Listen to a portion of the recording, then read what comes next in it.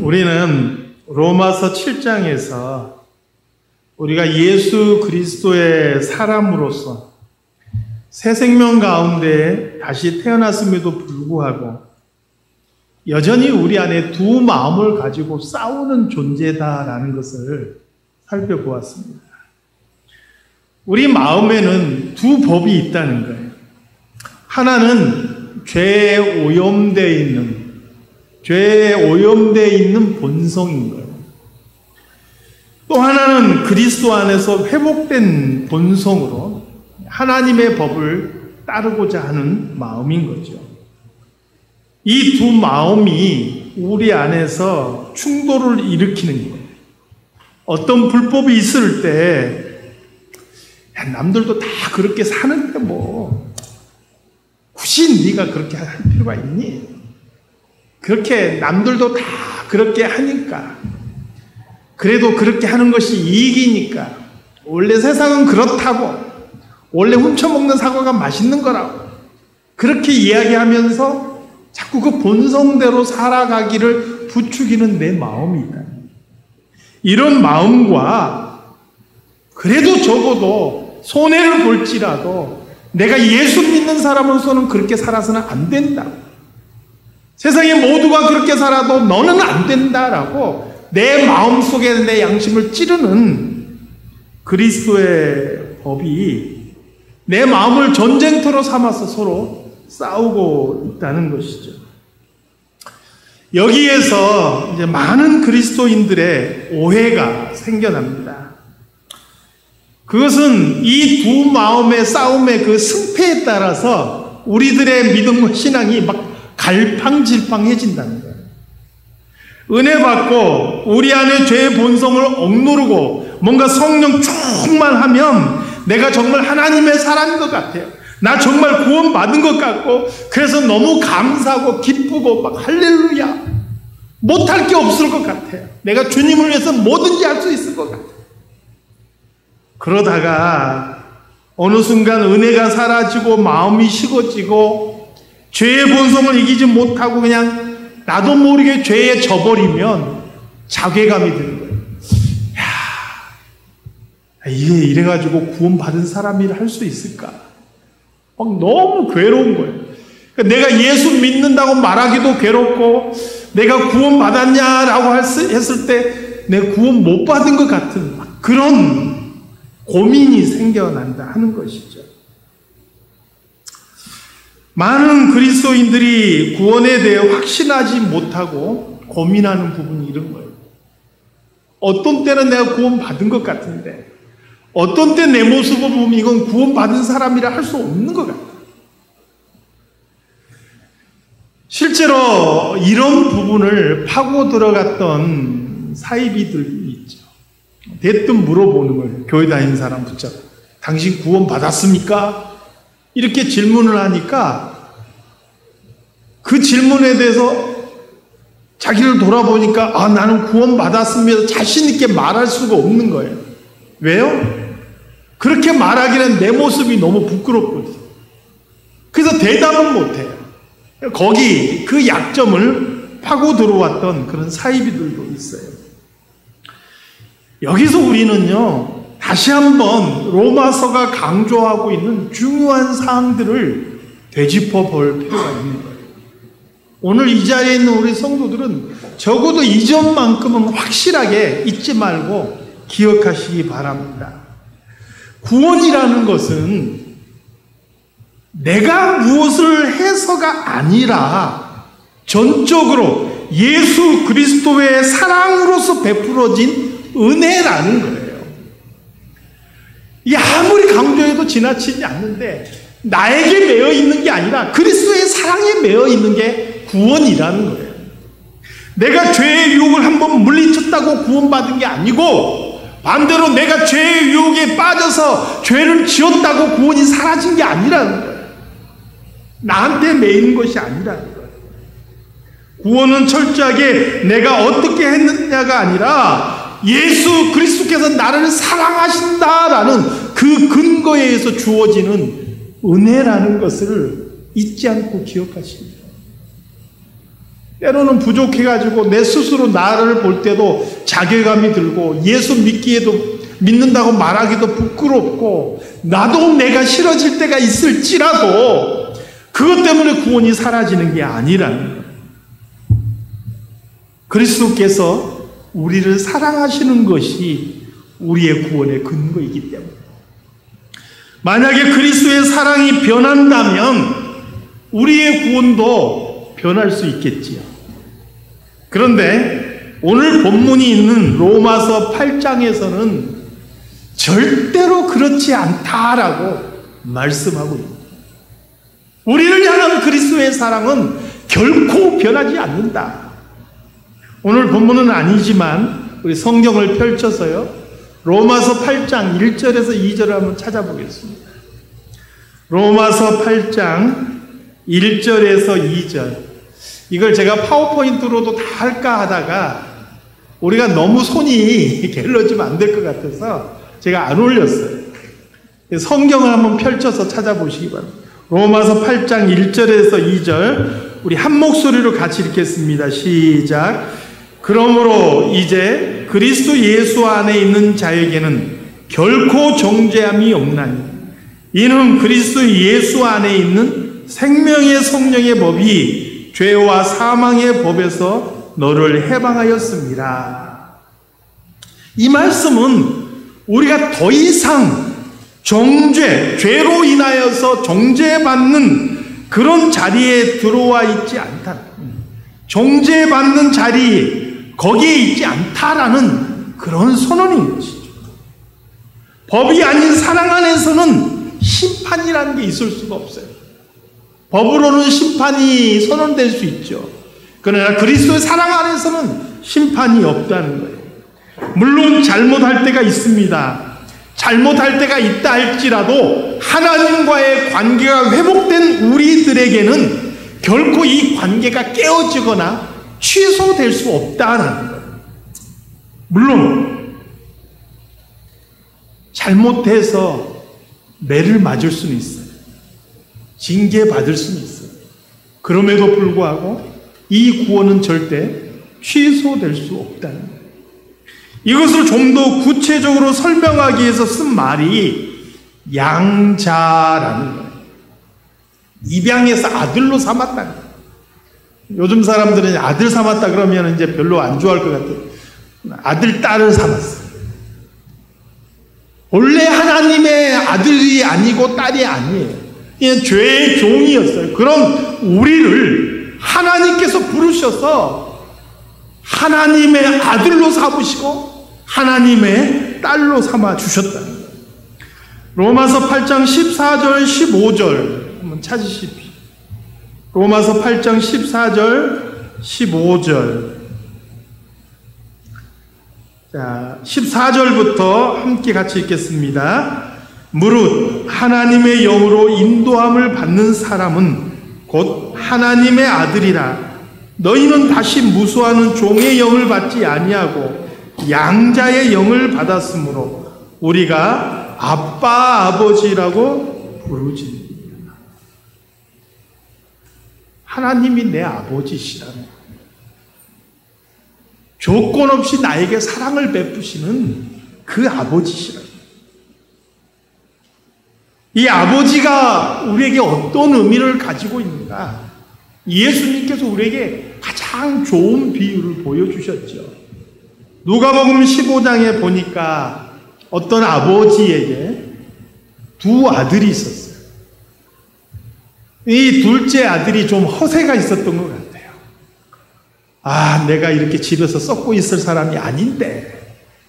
어느 날 아버지한테 가서 당당하게 요구해요. 아버지, 어차피 나한테 유산 주실 거 아니에요. 그 지금 미리 당겨주세요. 내가 좀 한번 큰일을 한번 해볼게요. 이렇게 요구한 거예요. 여러분, 이거 굉장히 무례한 거죠. 유산이라는 것은 아버지가 죽음으로써 자식에게 상속되는 게 유산인데 돌아가시지도 않은 아버지 돌아가신 셈 치고 달라는 거예요, 지금. 그 아버지에게 그 돈을 받아가지고 외국으로 나갔어요. 거기서 정말 큰일 하고 뭔가 좀 크게 놀아봤으면 좋겠는데 성경에 보니까 허랑방탕하게 그렇게 살았다. 돈이라는 것은요, 내가 땀 흘려서 벌지 않고 갑작스럽게 큰 돈 생기면요, 그 돈이 사람을 망치기 딱 좋은 거예요. 이 아들이 그렇게 됐어요. 돈이 떨어지니까 친구도 떨어지고 사람도 떨어지고, 너무너무 배가 고파서 돼지를 치면서 돼지가 먹는 그 쥐엄 열매를 먹으려고 하는데 그조차도 주는 사람이 없었다. 제가 성지에 가서 쥐엄 열매 한번 먹어보려고 했는데 도저히 사람이 먹을 게 아니더라고요. 냄새도 고약하고. 그조차도 주는 사람이 없어서 먹을 수가 없어요. 그 지경이 되니까 이 아들이 자기 아버지를 생각합니다.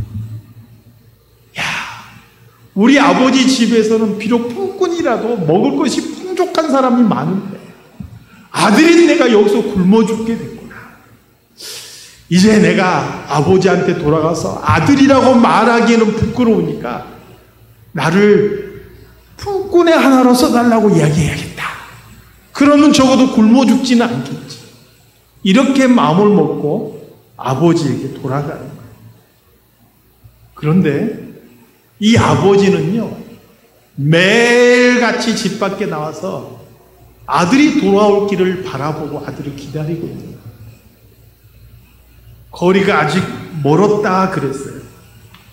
거리가 아직 멀었는데 거지 차림에 온 몸이 꼬질꼬질한 그 아들, 쉽게 알아볼 수 없을 것 같은 그 아들을 아버지는 이미 거리가 멀리 떨어져 있음에도 불구하고 나이가 들어서 시력이 떨어지고 관계없이 한눈에 그 아들을 알아보았다. 그리고 그 아들에게 달려가서 입을 맞췄어요. 여러분, 성경에서는 그냥 달려가 목을 안고 입을 맞추었다 이렇게 기록되어 있는데 이게 지금 아버지가 달려갔다는 것이 어떤 의미인지 여러분 상상이 되시나요? 옛날에 우리나라 양반들 생각해 보세요. 자, 양반들이 급한 일 있다고 달리나요? 여러분, 우리 나이 연세 있으신 분들, 옛날에 양반들이 급한 일 있다고 달리는 거 보셨어요? 절대 안 달리죠. 길을 가는데 비가 쏟아져요.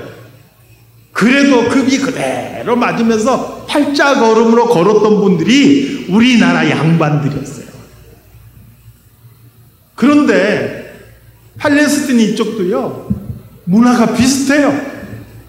그래서 남들 앞에서 내가 발을 보이면서 팔락팔락 하면서 달려간다? 이건 있을 수 없는 거예요. 유대인들의 문화 속에서는 남들 앞에서 발을 꼬고 앉아서 내 발목을 남들에게 보여주는 것 자체가 굉장히 무리한 행위 중에 하나인 거예요. 그런데 그 발을 들으면서 팔랑팔랑거리면서 뛰어간다? 있을 수 없는 일인 거예요. 그럼에도 불구하고 이 아들을 본 아버지는 달려가서 그 아들을 안고 입을 맞추었다 하는 것이죠. 아들은 변했을지 몰라요. 아들은 허랑방탕하게 살아갔을지 몰라요. 그 시간 동안 아버지를 잊고 멋대로 살았을지 몰라요. 그러나 그 모든 시간 동안에 아버지는 아들이 올 것을 바라보고 그 아들을 한눈에 알아보고 그 아들을 맞이했다 하는 것이죠. 왜요? 아들입니다. 여러분, 하나님이 내 아버지시라는 것은 바로 이런 의미예요. 때로는 우리가 실수하고 넘어질 수 있지만 그럼에도 불구하고 결코 변치 않는 관계가 바로 아버지와 자녀들의 관계이다. 사랑하는 성도 여러분, 하나님의 사랑은 이렇게 우리를 향하여서 아버지로서 변함없는 사랑인 줄로 믿습니다. 그래서 우리를 향한 하나님의 사랑이 변하지 않게 우리의 구원의 문제도 전혀 변하지 않는다라는 것을 성경은 말씀하고 있는 것이죠. 그래서 오늘 본문에서는 이제 이렇게 선언하는 거예요. 이런 지금까지 설명드린 내용의 근거에서 바울은 이제 큰 목소리로 이렇게 선언하면서 외치고 있는, 그게 바로 오늘 본문의 내용이에요. 그래서 오늘 본문 이제 앞에 좀 띄워주시고요. 우리 한 절 한 절 읽으면서 그 한번 음미를 해보게요. 자, 31절을 한번 같이 읽어볼까요? 31절 시작. 그런즉 이 일에 대하여 우리가 무슨 말 하리요? 만일 하나님이 우리를 위하시면 누가 우리를 대적하리요? 아니, 하나님께서 내 편이시라는데 누가 뭐라 그러겠냐는 거예요. 그 내 편이신 하나님께서 나를 구원하신다는데 감히 누가 뭐라 하겠느냐는 거예요. 우리 지난 시간 새벽기도 묵상에서 시편 118편 묵상 기억하신 분이 있을지 모르겠어요. 시편 118편 6절 말씀에 보면 여호와는 내 편이시라 내가 두려워하지 아니하리니 사람이 내게 어찌할까. 하나님께서 내 편에 딱 서 계시니 과연 세상에 어떤 사람이라도 나에게 어떻게 하겠느냐는 거예요. 오늘 본문도 바로 그거예요. 하나님이 우리를 위하시면 누가 우리를 대적하겠느냐. 이어서 계속 한번 읽어볼까요? 32절부터 35절까지 쭉 한번 읽어보겠습니다. 시작. 자기 아들을 아끼지 아니하시고 우리 모든 사람을 위하여 내주신 이가 어찌 그 아들과 함께 모든 것을 우리에게 주시지 아니하겠느냐. 누가 능히 하나님께서 택하신 자들을 고발하리요. 의롭다 하신 이는 하나님이시니 누가 정죄하리요. 죽으실 뿐 아니라 다시 살아나신 이는 그리스도 예수시니 그는 하나님 우편에 계신 자여 우리를 위하여 간구하시는 자신이라. 누가 우리를 그리스도의 사랑에서 끊으리요. 환난이나 곤고나 박해나 기근이나 적신이나 위험이나 칼이랴. 그 어떤 것도 우리를 정죄할 수 없다. 그 어떤 것도 우리를 고발할 수 없다 선언하면서요, 35절에 보니까 환난이나 공고나 박해나 기근이나 적신이나 위험이나 칼, 이 모든 것들이 우리를 그리스도의 사랑에서 끊을 수 없다라고 선언하고 있어요. 이걸 뒤집어서 생각을 해보면요, 어떤 의미도 되냐면 우리가 실제로 예수 믿고 살아가면서 환난을 당할 수 있다. 공고나 박해가 올 수 있고요, 기근이나 적신이나 위험이나 칼의 위험 속에서 우리가 노출될 수 있다는 것을 의미해요. 그럼에도 불구하고 그 모든 것들이 우리를 그리스도의 사랑에서 끊을 수 없다. 사랑하는 성도 여러분, 저와 여러분은요, 그 사랑을 받고 있는 사람들. 36절 이하의 말씀 계속 한번 읽어볼까요? 36절부터의 시작. 기록된 바 우리가 종일 주를 위하여 죽임을 당하게 되며 도살당할 양같이 여김을 받았나이다 함과 같으니라. 이것은 바로 예수 믿는 우리가 당할 고난과 어려움이 얼마나 힘든 것인지도 함께 이야기하고 있는 거죠. 그럼에도 불구하고요, 37절 읽겠습니다. 그러나 이 모든 일에 우리를 사랑하시는 이로 말미암아 우리가 넉넉히 이기느니라. 할렐루야. 이게 마지막으로 바울은 38절 39절에서 결론적으로 이렇게 선언하고 있어요. 오늘 우리가 아까 들었던 찬양의 내용도 바로 이 내용이에요. 우리 함께 같이 읽겠습니다. 시작. 내가 확신하노니 사망이나 생명이나 천사들이나 권세자들이나 현재일이나 장래일이나 능력이나 높음이나 기쁨이나 다른 어떤 피조물이라도 우리를 우리 주 그리스도 예수 안에 있는 하나님의 사랑에서 끊을 수 없느니라. 인간이 가지고 있는 가장 큰 두려움 중에 하나가 사망일 거예요. 죽음이라는 걸 거예요. 인간이 가지고 있는 가장 큰 경외심 중에 하나가 생명이라는 걸 거예요. 여기서 언급되고 있는 천사나 권세나 현재, 장래, 또 능력, 높음, 기쁨, 그 어떤 피조물을 이야기하고 있는 것은 사람이 이 땅을 살아가면서 하나님 빼고 하나님을 제외하고 우리 마음속에 어떤 경외감을 품은 만큼 대단하게 느끼는 그 어떤 대상들이에요. 그런데 하나님 외에 그 어떤 대상이라 할지라도 우리를 하나님의 사랑에서 결코 끊을 수 없다라고 사도 바울은 선언하고 있는 거예요. 여러분, 우리가 예수 믿는 사람으로서 부끄럽지 않으려고 우리를 구원해 주신 하나님을 조금이라도 기쁘시게 해드리려고 죄 안 지려고 노력하는 거예요. 선한 일에 욕심을 내면서 살아가는 거지. 그것 때문에 우리가 구원받는 게 아닌 거예요. 우리가 인간이기 때문에 흙으로 지어진 질그릇이기 때문에 부서지기 쉬워요. 약해요. 넘어지기 쉽습니다.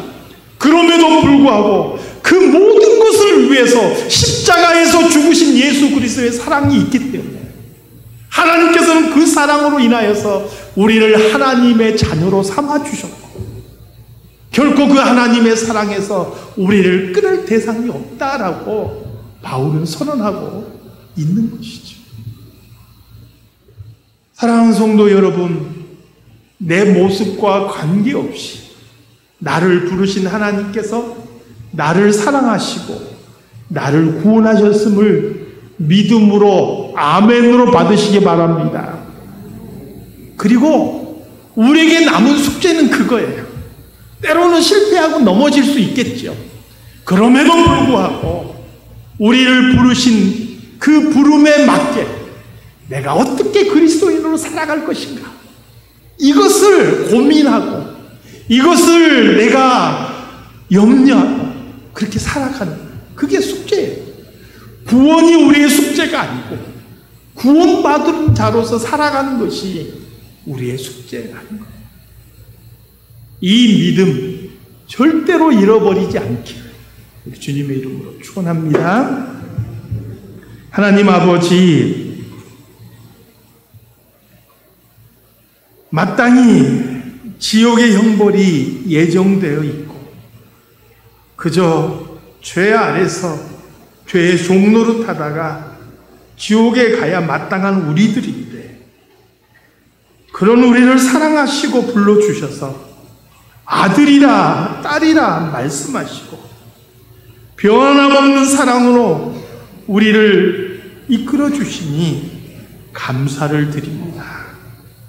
이 구원이 내게 매인 것이 아니라 주님의 사랑에 근거하고 있음을 기억하고 우리가 부족할 때도 오히려 하나님의 사랑을 더 확신하고 확인하는 계기가 되게 하여 주시옵소서.